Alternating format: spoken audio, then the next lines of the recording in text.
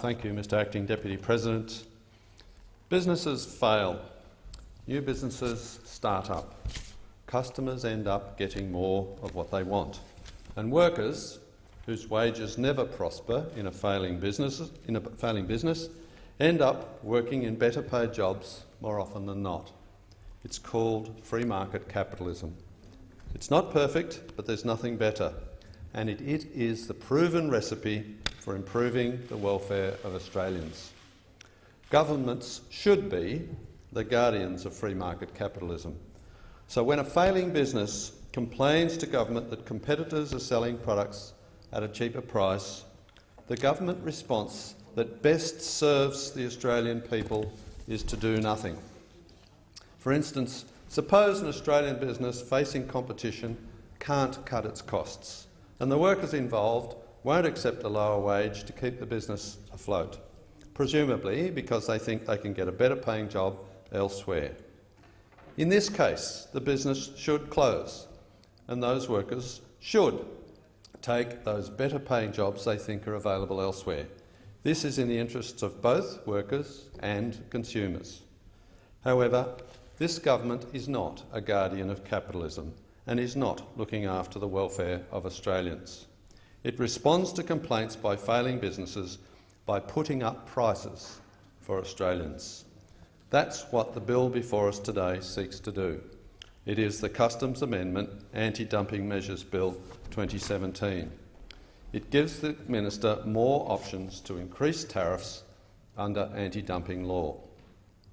Under anti-dumping law, the Minister imposes tariffs on certain goods from certain importers.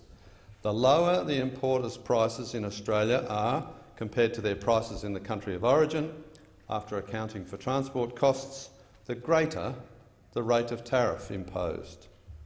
This is a ridiculous approach. Competition in Australia might be greater than in the country of origin, such that lower prices in Australia is what we would expect and want. To calculate the tariff, the Minister first declares the importer's price in Australia to be the observed price during a particular reference period, or if the information on this observed price is insufficient, whatever price the Minister chooses. With this bill, the government wants to change this arrangement.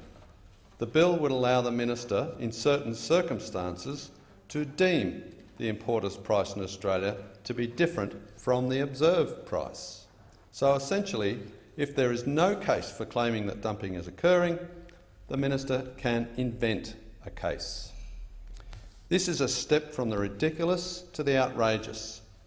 If an importer's prices in Australia are observable, the Minister should not be allowed to make up different, lower prices just so the Minister can sustain the victim complex of those who bleat about dumping to maximise the tariff and to drive up prices. As you can see, there are few Liberal senators in the chamber, but most will be listening on their televisions in their nearby offices. I ask them, when will they stop the daily flow of socialist rather than capitalist legislation in this place, which is slowly squeezing the prosperity out of this country? If not soon, comrades, we may as well rename the country the Democratic People's Republic of Australia. Thank you, Senator Lane.